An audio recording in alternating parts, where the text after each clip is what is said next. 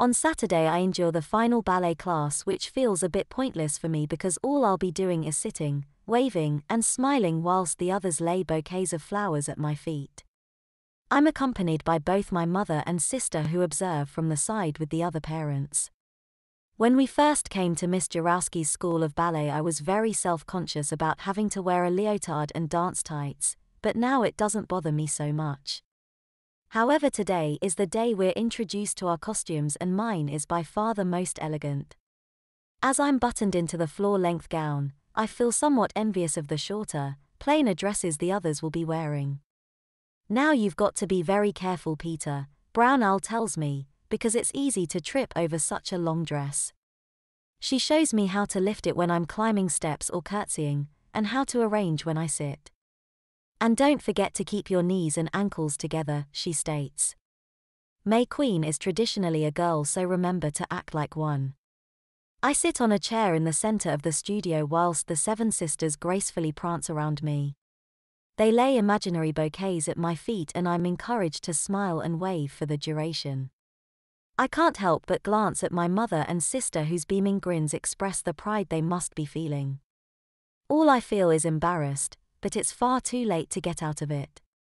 Thankfully, my mother hasn't brought her camera.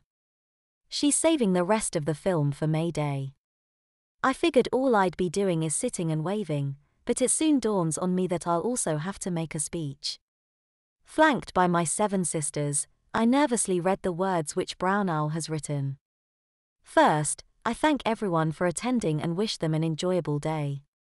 Then I thank everyone who's organized the event and those who are participating. I thank everyone for the beautiful flowers and thank my 7 sisters for all their hard work and support, before formally declaring the May Day celebrations open. I'm encouraged to deliver the speech loudly, confidently and clearly, and most importantly, with a smile. And as the crowd applauds, you smile, curtsy left, curtsy right, and curtsy to the front, before sitting on your throne. Brown Owl instructs. Oh God.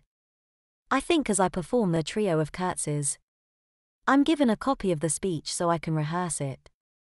All of a sudden, I think I'd rather have been one of the 7 sisters rather than the May Queen.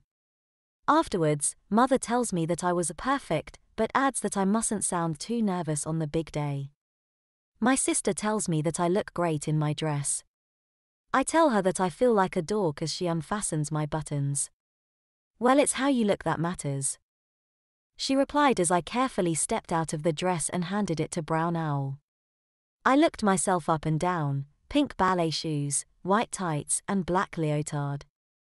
I noticed my sister also looking me up and down. "What?" I asked. "Nothing," she replied, before telling me that I look cute. I honestly don't know if she's teasing me or being honest. Either way, this is the last time I'll have to wear my leotard. We bid the others farewell and, as is the norm, go for lunch in a burger bar. Mother asks if I'm going to miss going to ballet. I tell her that I'm glad it's over. "I thought you were getting into it," she suggested. "Not really," I replied, although I have become used to the routine. "I'll miss going to Brownies more," I said. My mother reminded me that I don't have to leave Brownies if I don't want to. "I know, but I want to go back to Cubs." "Why don't you go to both?" my sister suggested.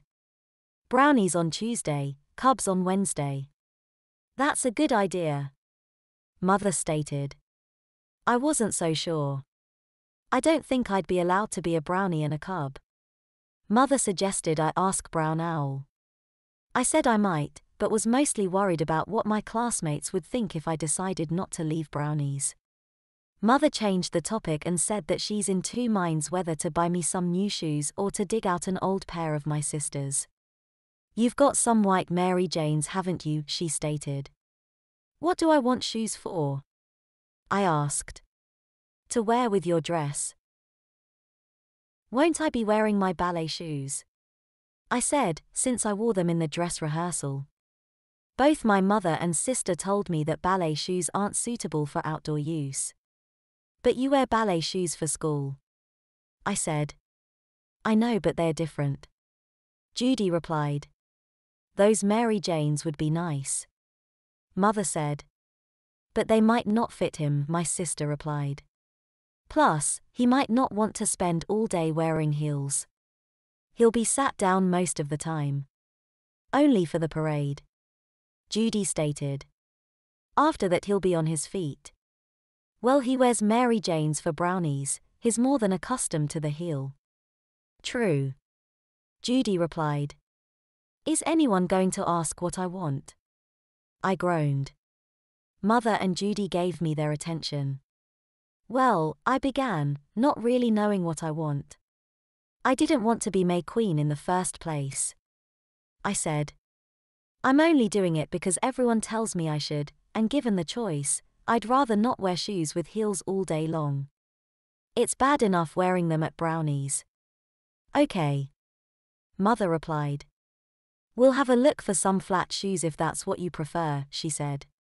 I frowned and nodded, but you'll have to try them on, she added. I know, I mumbled.